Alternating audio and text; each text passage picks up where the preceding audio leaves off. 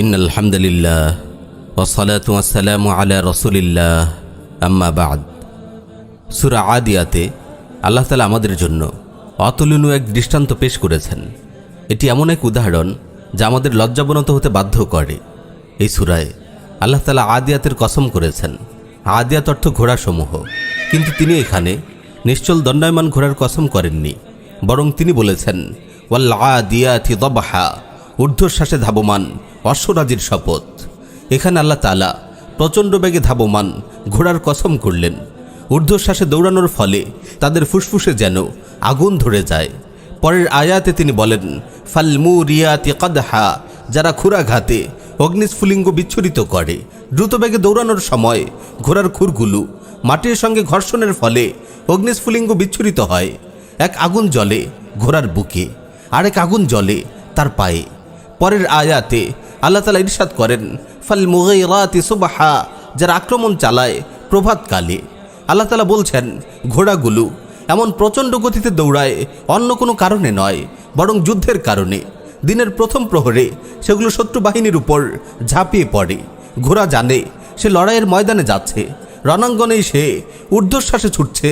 সে জানে তীর তলোয়ার কিংবা বল্লম যে কোনো মুহূর্তে তার গায়ে বিদ্ধ হতে পারে, কিন্তু তবুও সে ভীত নয়।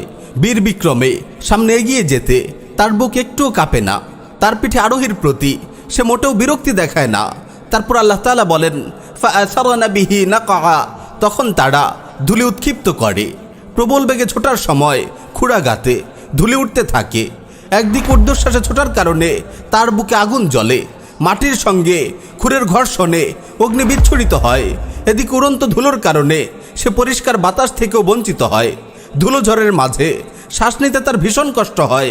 তারপর আল্লাহ তাআলা বলেন ফাওয়াসাতনা বিহি জামআ, অতঃপর তারা শত্রু দলের অভ্যন্তরে ঢুকে পড়ে।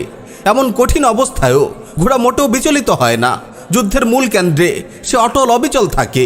শত কষ্ট বিপদ মাড়িয়ে সে তার আরোহীকে নিয়ে শত্রুদের মাঝে ঢুকে পড়তে একটুও দ্বিধা করে না। সূরা আদিয়াতের শুরুর অংশটুকু এক নজরে দেখুন। ওয়াল আদিয়াতি দবহা ফালমুরিয়াতি কাদহা ফালমুগীরাতি সুবহা ফাআসারনা বিহি নাকআ ফাওয়াসাতনা বিহি জামআ। শপথ ঊর্ধ্বশ্বাসে ধাবমান অশ্বরাজির, যারা ক্ষুরাঘাতে অগ্নিস্ফুলিঙ্গ বিচ্ছুরিত করে, যারা আক্রমণ করে প্রভাতকালে এবং যারা ওই সময় ধুলি উৎক্ষিপ্ত করে, অতঃপর শত্রু দলের অভ্যন্তরে ঢুকে পড়ে। এরপর আল্লাহ তাআলা কসমের জবাবে বলেন ইন্নাল ইনসানা লিরাব্বিহি লাকানুদ, নিশ্চয়ই মানুষ তার রবের প্রতি অকৃতজ্ঞ। আল্লাহ রাব্বুল আলামিন প্রথমে ক্ষুরাঘাতে আগুনের ফুলকি ছুটিয়ে ধুলো উৎক্ষেপণ করে ঊর্ধ্বশ্বাসে ধাবমান প্রভাতে আক্রমণকারী অশ্বরাজির কসম করলেন। এই দীর্ঘ কসম খেয়ে তিনি কোন গুরুত্বপূর্ণ কথাটি বলেছেন? আল্লাহ তাআলা বলেছেন ইন্নাল ইনসানা লিরাব্বিহি লাকানুদ, নিশ্চয়ই মানুষ তার রবের প্রতি অকৃতজ্ঞ। কসমে ছিল ঘোড়া ও ঘোড়ার কর্মযজ্ঞের বর্ণনা, আর জবাবে কসম বা কসমের বিষয়বস্তুতে তিনি রবের প্রতি মানুষের আচরণের কথা বলছেন। তিনি মানুষকে আপন রবের প্রতি কুনুদ বা অকৃতজ্ঞ বলে ঘোষণা করলেন। এখানে একটি প্রশ্ন জাগে, আল্লাহ তাআলা ঘোড়ার এমন মর্মস্পর্শী বৈশিষ্ট্য বর্ণনা করে তার নামে কসম খেয়ে মানুষকে অকৃতজ্ঞ বললেন কেন? এখান থেকে একটি গুরুত্বপূর্ণ বিষয় ইঙ্গিত পাওয়া যায়, তা হলো ঘোড়া তার আরোহীর জন্য নিজের জীবনকে তুচ্ছ জ্ঞান করে লড়াইয়ের ময়দানে সাহস ও কোরবানির ঝড় তোলে। কারণ তার পিঠে বসা তার মালিক তাকে খাওয়ায়, পান করায়, সুন্দর বাসস্থানের ব্যবস্থা করে। তাই সে কৃতজ্ঞ হয়ে বুকে আগুন জ্বালিয়ে ঊর্ধ্বশ্বাসে ছোটে, ক্ষুরাঘাতে অগ্নিস্ফুলিঙ্গ বিচ্ছুরিত করে। ধূলিঝড়ের মাঝেও সে তার মালিককে পিঠে নিয়ে প্রবল সাহসে শত্রুর মাঝে ঢুকে পড়ে। সে কেবল তাকে খাইয়ে দাইয়ে পেলেছে, পুষেছে, কেবল এতটুকুর জন্য সে মালিকের প্রতি এতটাই কৃতজ্ঞ। লড়াইয়ের ময়দানে সে মালিকের জন্য নিজের প্রাণ বিসর্জন দিতেও কুণ্ঠাবোধ করে না। কিন্তু আমরা মানুষরা কি করি? যিনি আমাদেরকে সৃষ্টি করেছেন, আমাদের নিয়ামত দিয়ে ঘিরে রেখেছেন, তার প্রতি আমরা কেমন আচরণ করছি? আমরা কি সামান্য ঘোড়ার চেয়েও অধম হয়ে গেলাম?